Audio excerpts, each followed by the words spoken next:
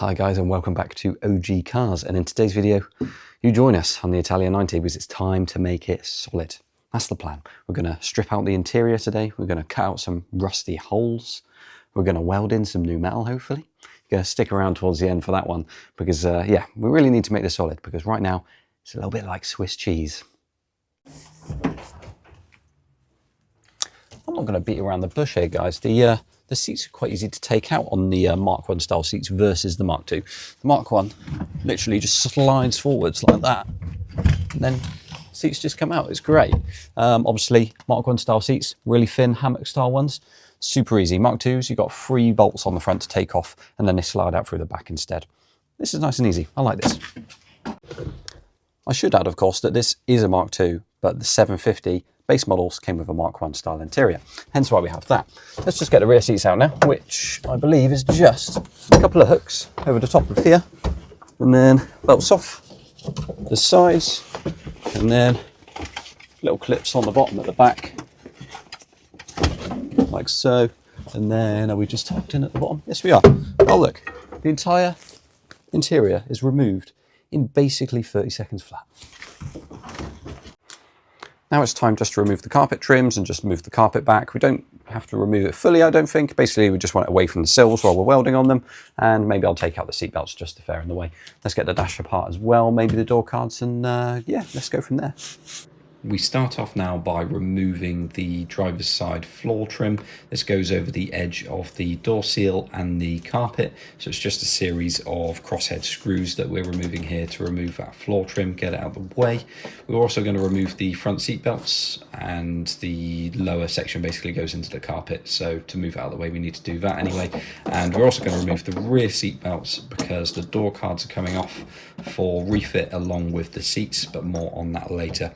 Also a note that the majority of this video is going to be voiceover now, as it was easier for me but to basically just get clips and voice over them for you guys.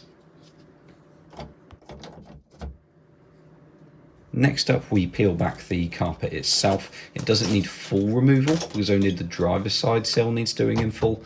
The passenger rear does need doing on this car, although it doesn't come into the shell basically, so I don't have to worry about removing the carpet on that side. I was potentially going to remove the entire carpet, but the black section underneath is actually cracking really easily, so I've decided just to push over that edge of the carpet, and that'll be enough just to prevent fire when welding. The dash is also removed. It's got some cracks in it, but we're going to revisit this when we've got some parts for that. With the interior out, we've got a very special mission. It's mission cut out rusty holes. Angle grinder and cutting discs to the rescue. Let's get on it.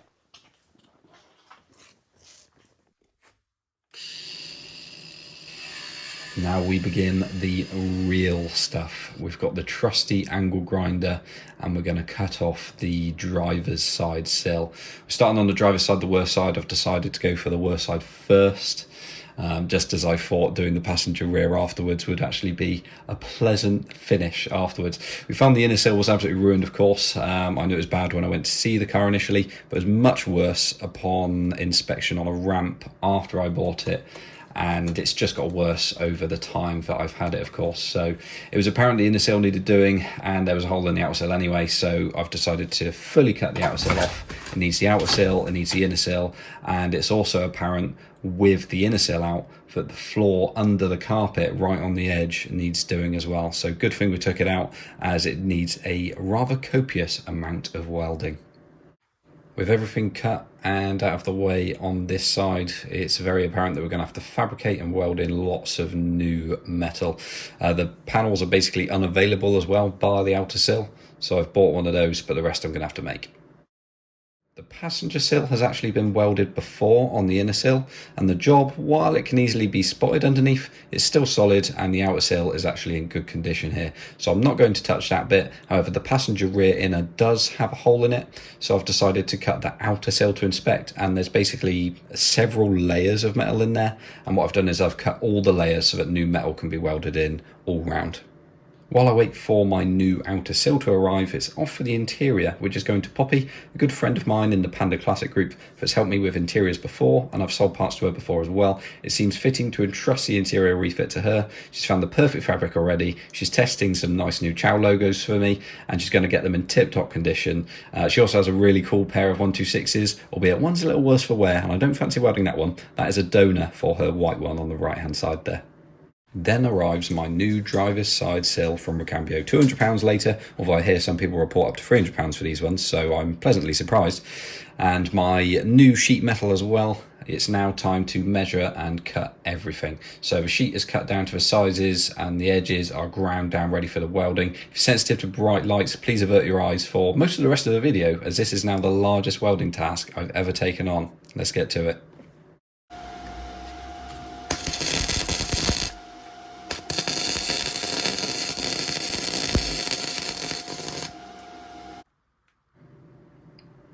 I weld in my new floor plates first. I did this in two main sections and joined them with a small piece in the middle. I'm using a gasless hitbox MIG welder here. I do recommend that you use gas if you can. It may be something I'll look into, but I've been pleasantly surprised with the results using the gasless one so far. Next up is welding the new inner sill in place, which meant measuring and cutting some more. I did this over around 4 or 5 individual plates. I found it easier to do it this way, and I just welded the plates to each other as I went. Ultimately, the panels aren't available, so I had to do it this way. As some of the plates I welded on were taller than others at the bottom, I cut the bottom off to match the line of the rest of the intact inner sill. This leaves me with a nice flat line, well, about as straight as my angle grinding is, and until inner sills come fabricated and available, this is the only way. The inner sill and floor aren't yet attached, so I weld them together now from the inside. It's nice being able to work from the outside of the car here rather than chucking myself under the cars, barely off the ground and getting everything all over myself. The nice new Recambio offside outer sill is fairly expensive, but it really is good quality and it has the right contours and drain holes. You can get some cheaper ones on eBay now, but they don't come with the drain holes or anything, and they're posted from abroad, so not ideal. Basically, it has the ends on as well, so if you need them, then ideal. I didn't need it for this side, as they're okay, but you'll see that the rear section comes in handy for the near side later. Once measured, I cut down both the car slightly and the sill, as I plan to use this up to the door seam, so I can have as much new metal as possible, and I don't have a seam weld running along an awkward, easily seen area. The top will just require spot welding, just like how the old section was as well. The new sill is offered up and adjusted where appropriate. Measuring isn't my finest art, but I try my best to do it well here, as welding into big gaps where metal isn't butting up can be a real pain, especially with the gasless welder, which burns holes much easier in my experience. It also helps to not have a load of MIG wire making up the gaps. I already had to order some more for this project, as I've used this welder for other smaller projects prior. I seam welds all along the outer sill in full to attach it to the car. I do my spot welds and I'll wire brush the area to keep it as clean as I can. I do this wire brushing as I go as well, because the gasless wire leaves more residue because it's shielding itself basically. Now we move to the passenger rear sill. I'm going to utilise the offside rear sill cut that I've just had off. So I'm going to measure out and cut a small section that I can use for the passenger side rear here. I do this as while it's the wrong side and the wrong size, I can utilise as much of it as I can without spending double on Recambio metal costs. It's got a good line, it's got the drain hole I need, so I cut and weld several plates for the inside. Apologies for the shots here, it's in an awkward corner of the garage, but rest assured I've welded in the inner plates here, and then I weld the outer sill cut over the top. The rearmost section with the curve was retained, so this fit really well, and after grinding down my welds all over the car, it all seemed to fit quite well. The common saying is, a grinder and paint, make me the welder I ain't. After using some seam sealer on the flatted back welds, I cleaned and wire brushed the areas, including all the inner arches, so I could paint and protect my new metal and the metal that's already existing. The sills and car itself will be properly painted when the car goes for respray, but this gets it nice in the meantime, and the arches now look like you could eat your dinner off of them. Great success.